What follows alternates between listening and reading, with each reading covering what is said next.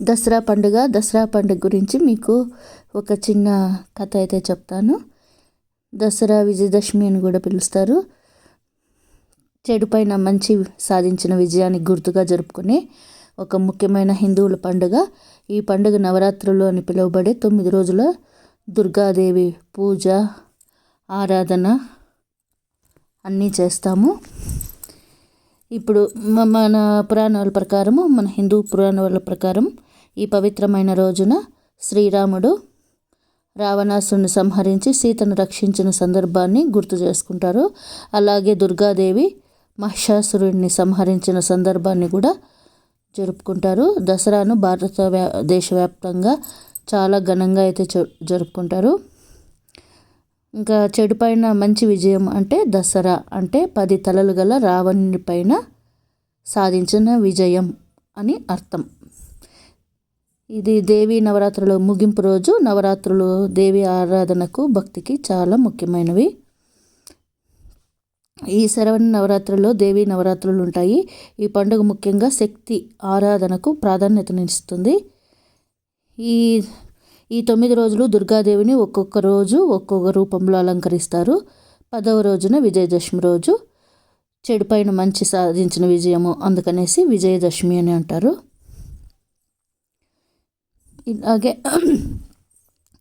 మనకు ఈ దసరా రోజు మంచిగా వెహికల్స్కు పూజ చేయడం అంట, ఇంకా ప్రసాదాలు పంచడం అంట, ఇవన్నీ కూడా జరుగుతూ ఉంటాయి. ఇంకా ఆ రోజు అందరూ మనకు 10 days ఖచ్చితంగా లీవ్లు అయితే ఇస్తారు. ఆ 10 days దసరా ఉత్సవాలు బ్రహ్మాండంగా జరుగుతాయి. ఇంకా కొన్ని చోట్ల బతుకమ్మను కూడా పెడతా ఉంటారు. ఈసారి నేను 2 years నుంచి బతుకమ్మను కూడా పెడతా వచ్చినాను. చాలా బాగుంటుంది ఫ్రెండ్స్. ఈ విజయదశమి పండుగ అయితే చాలా గ్రాండ్గా సెలబ్రేషన్ చేసుకోవచ్చు మనము. ఇంకా ఈ దసరా రోజు మనకి ముఖ్యంగా ఏమిటంటే వెహికల్స్ ఎక్కువ, వాహనాలకు ఎక్కువ పూజ చేసి బూడిద గుమ్మడికాయ కొట్టడం అంట, టెంకాయలు కొట్టడం అంట, ఇవన్నీ చేస్తారు. ఇంకా టెంపుల్స్లో అయితే కన్నా ప్రసాదాలు కూడా అమ్మవారి గుడి దగ్గర ప్రసాదాలు కూడా పంచుతూ ఉంటారు. ఇంకా చాలా బాగా గ్రాండ్గా అయితే చేస్తారు. ఒక్కొక్క రోజు ఒక్కొక్క అమ్మవారు అలంకారం జరుగుతూ ఉంటుంది. ఒకరోజు తమలపాకులతో అంట, ఇంకొక రోజు డ్రై ఫ్రూట్స్తో అంట, ఒక చోట ఫ్రూట్స్తో అంట, గాజులతో, ఇలా ఎన్నో రకాలుగా అమ్మవారిని అయితే అలంకారం చేస్తారు. నేను ఇక్కడైతే మీకు కొంచెము విజయవాడ దసరా నవరాత్రుల గురించి లిస్ట్ అయితే పెట్టినాను.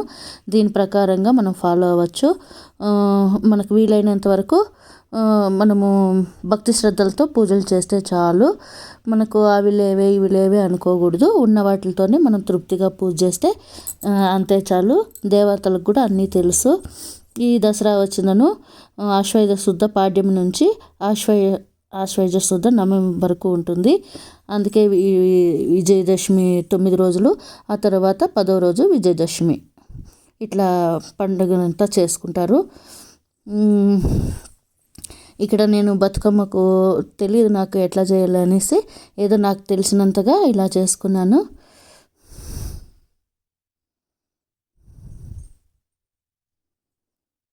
ఇక్కడ వచ్చిందను మేము విజయవాడకు పోయినాము. అప్పుడు విజయవాడకు పోయినప్పుడు అమ్మ కనకదుర్గమ్మ తల్లిది గుర్తుగా ఉండని అని చెప్పేసి నన్ను తెచ్చుకున్నాను.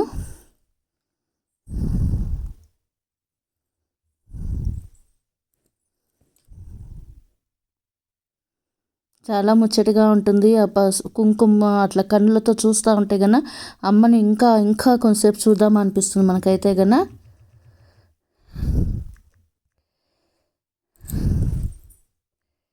కన్నుల పంటగా ఉంటుంది. మేము విజయవాడకు ఫస్ట్ టైం వెళ్ళినాము. అప్పుడు మాకు ఇంకా ఎప్పుడెప్పుడు ఇంకా అమ్మవారిని చూసేది అనిపించింది. చాలా ఎగ్జైట్మెంట్ అయితే అయినాం మేమైతే కన్నా.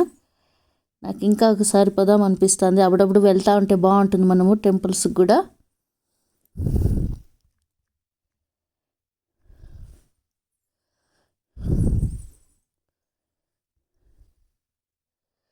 నేను ఒకరోజు గాజులు, రోజు ఫ్రూట్స్, ఇలా నాకు తగినంత ఎట్లా బుద్ధి పుడితే అట్లా చేస్తూ వచ్చినాను.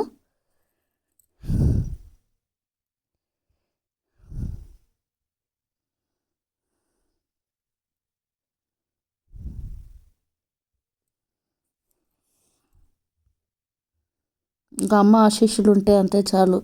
ఇంకా మనకు ఇక్కడ వచ్చి అమ్మవారు వచ్చిందని మూడు రోజులు వచ్చిందను. ఫస్ట్ పార్వతీదేవి 3 రోజులు, మరి మిగతా 3 రోజులు వచ్చిందను లక్ష్మీదేవి, మిగతా 3 రోజులు వచ్చి సరస్వతీదేవి. అంతా అమ్మవారే, కానీ 3 రకాలుగా మొత్తం 9 రోజులు సెలబ్రేషన్ చేసుకుంటారు.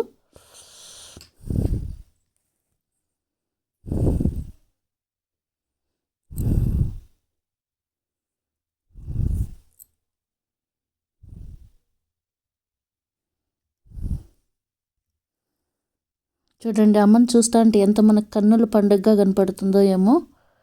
మళ్ళీ మళ్ళీ మళ్ళీ మళ్ళీ చూద్దామనిపిస్తూనే ఉంటుంది. ఇంతే ఫ్రెండ్స్, మీకు కూడా అందరికీ దసరా శుభాకాంక్షలు.